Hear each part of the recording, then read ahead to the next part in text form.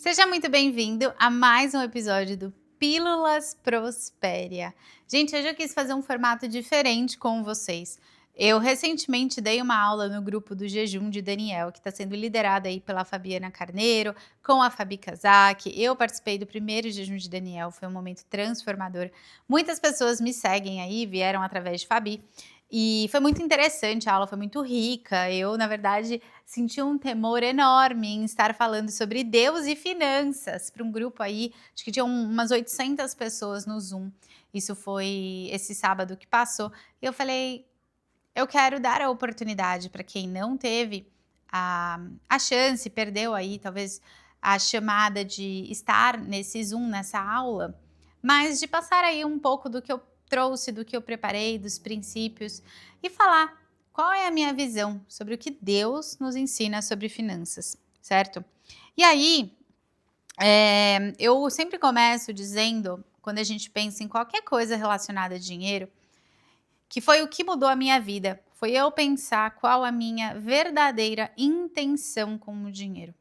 Porque eu posso dar um monte de dica para você, de recomendação e de práticas, e a melhor planilha do mundo, mas você não vai mudar se você não ter muito claro, muito forte no seu coração qual a sua verdadeira intenção. Por que que você vai conseguir abrir mão de luxos, fazer sacrifícios em prol, desse grande propósito que você tem que ter no seu coração, tá. Então hoje vamos pensar, será que hoje você tá, a renda que você tem é para viver num ciclo de pagar contas ou você está conseguindo construir algo que honre a Deus, né. Por quê? Porque não é sobre ganhar mais dinheiro, não é, você sabe disso. Se a gente não tem uma boa organização financeira, você vai viver nesse ciclo. Porque a gente tem sim um gasto alto e é por isso que a gente tem que se atentar com isso, tá? A gente tem que mudar, o que eu falo aqui é de mudar o comportamento, tá? Mudar o seu comportamento para você conseguir sustentar essa mudança. Porque o desafio, é fácil fazer desafio. Agora, o que adianta você fazer o desafio e depois sair comprando um monte de coisa? Tá? E isso está escrito em Eclesiastes: quem ama o dinheiro jamais terá o suficiente. Quem ama a riqueza nunca ficará satisfeito com os rendimentos. Isso também é vaidade. E aí o meu convite para todo mundo é sobre ser diferente da média. Porque a média das pessoas gasta mais do que ganha, não consegue poupar, gasta por impulso. Então, se a gente for pensar lá em Eclesiastes, você sente que você não tem o suficiente? Porque às vezes é isso, você está gastando demais. Ou a gente tem que equilibrar um pouco, economizar um pouco, para a gente ter essa reserva e você sair dessa sensação, tá? Eh, então, o que eu quero trazer aqui? A sabedoria financeira, ela é colocar Deus acima de todas as coisas. Então, o que você tem hoje vem de Deus.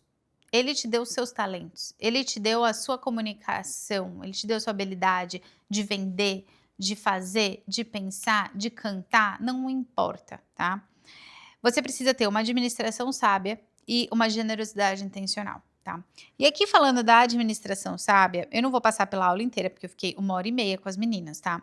Mas primeiro ponto para você ter uma administração sábia é você ter organização. Então, 1 minuto para eu tomar água. Não importa se você está no vermelho e tem dívidas, ou se você quer organizar suas finanças e começar a investir. O primeiro passo é o mesmo: organizar, tá? Como que a gente começa organizando? Eu peguei o nosso método e traduzi aí para uma aula mais rápida, tá? Mas a nossa fase 1 é a fase da clareza. Se você não tem clareza, você não consegue. Tipo assim, uma pessoa que tá no vermelho precisa ter clareza. Uma pessoa que quer investir mais precisa ter clareza. Todo mundo precisa ter clareza, tá? Então a gente tem que começar organizando, seja através de uma planilha, seja através de um caderno, né? Que é esse exercício que é o que ninguém gosta, mas que é o de listar todas as contas e cartões e categorizar em grupos de categoria, tá? Então, uma vez que eu sei, ó, quer ver? Eu explico aqui mais pra frente como que é isso. Deixa eu passar aqui. Aqui, por exemplo, não sei se vocês conseguem ver, mas está escrito alimentação. Ou seja, como que eu cheguei nesse valor que eu gastei R$ 6.539,80 em alimentação? Porque se eu abrir a alimentação, que tá aqui, ó, eu tenho delivery, outras despesas, refeições fora de casa e tal. Essa cliente aqui, ela gastou R$ 1.274 com refeição fora de casa e R$ 3.737,34 com supermercado. E mais R$ 1.451 com suplemento. Então eu consigo ver como que eu chego nesse valor aqui que foi o realizado, que foi de fato que aconteceu. Porque eu estou monitorando a movimentação bancária dela, seja cartão, seja conta, tudo.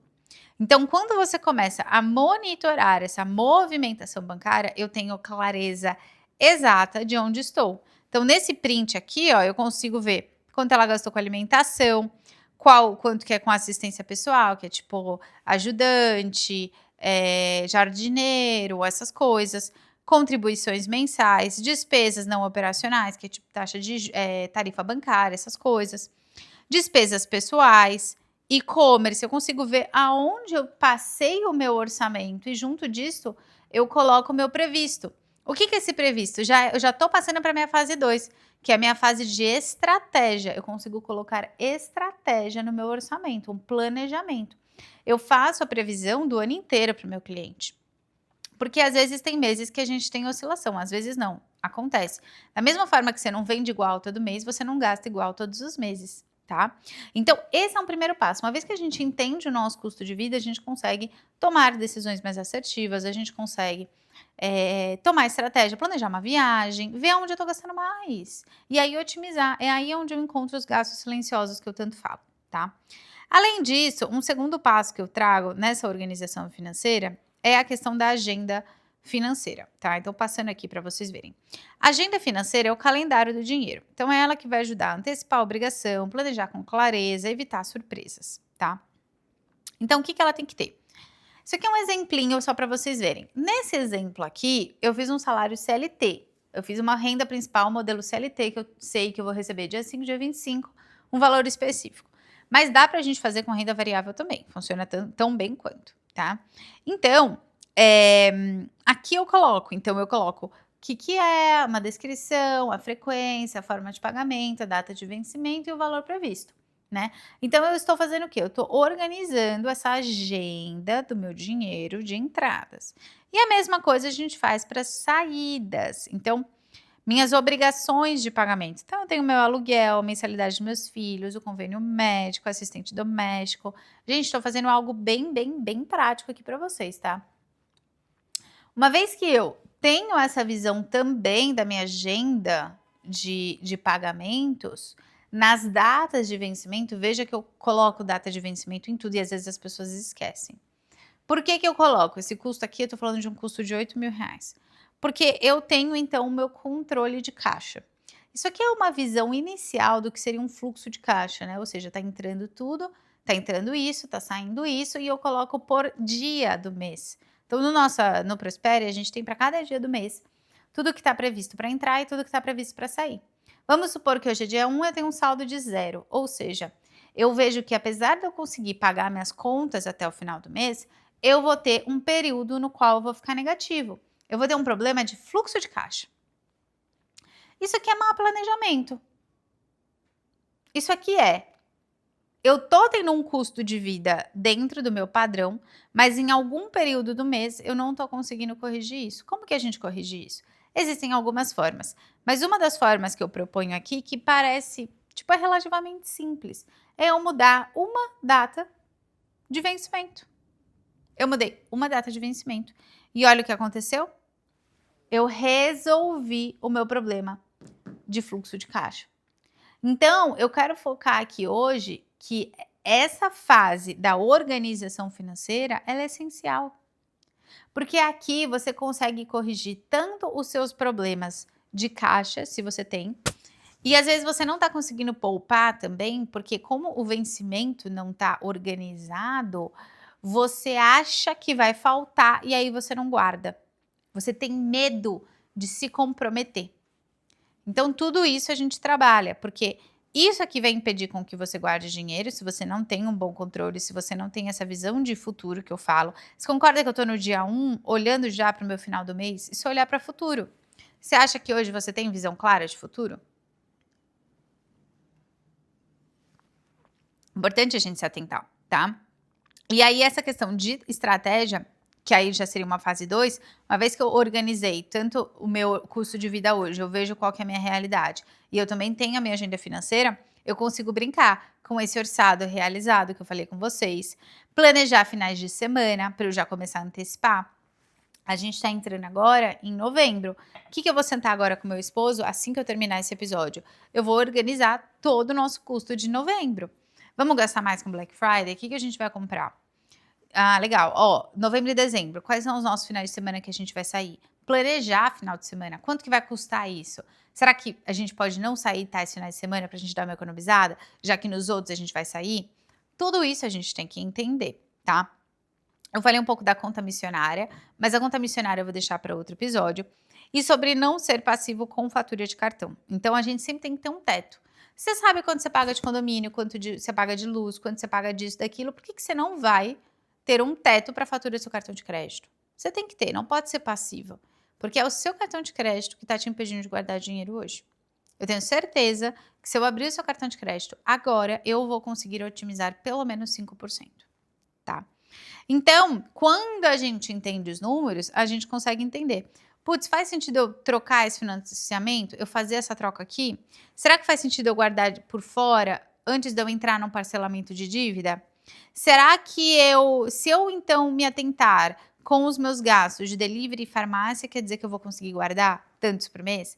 Então, tudo isso a gente se atenta, a gente consegue ver quando a gente organiza. Organizei, trouxe clareza. Depois eu consigo planejar e ter estratégia, tá bom?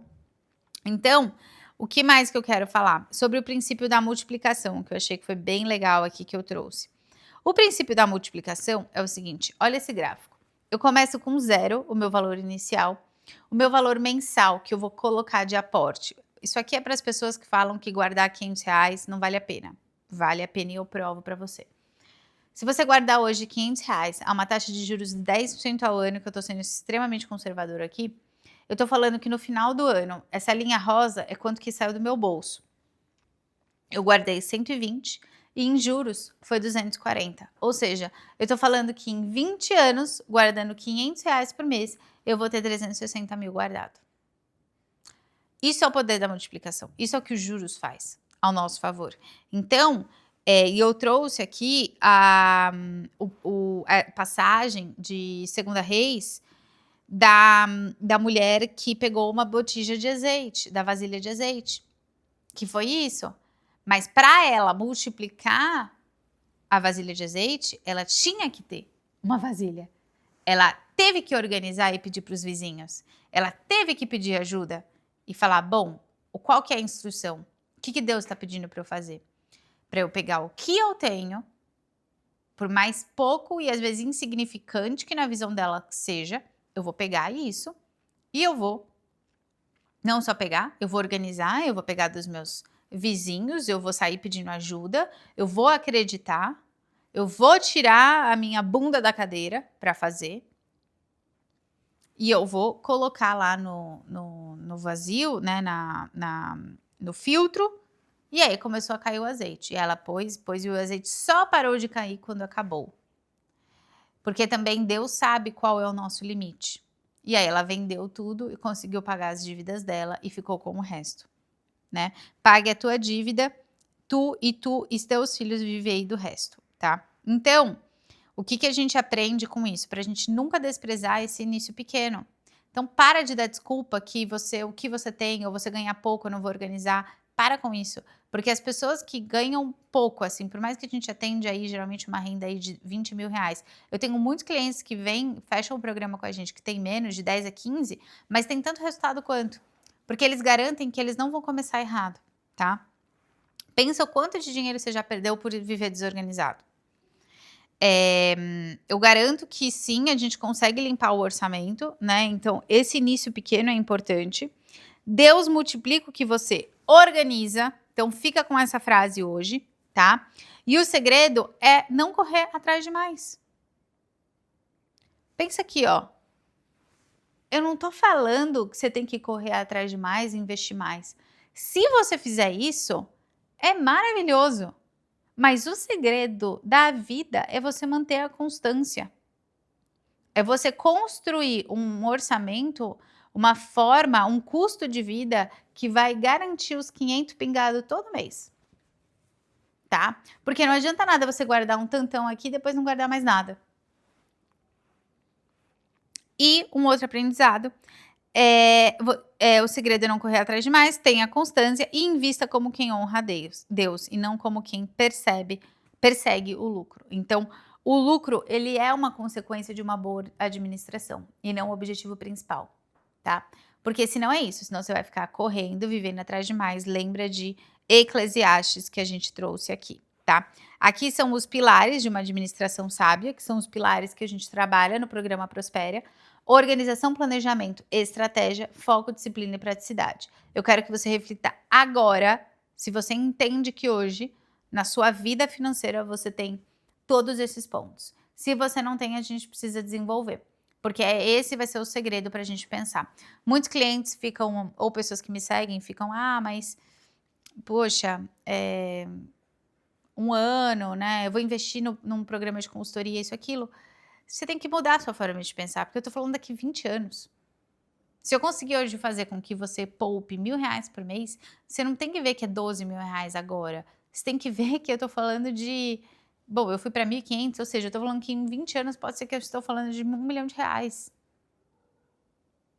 Então, tire essa mentalidade de curto prazo. Tire, tá?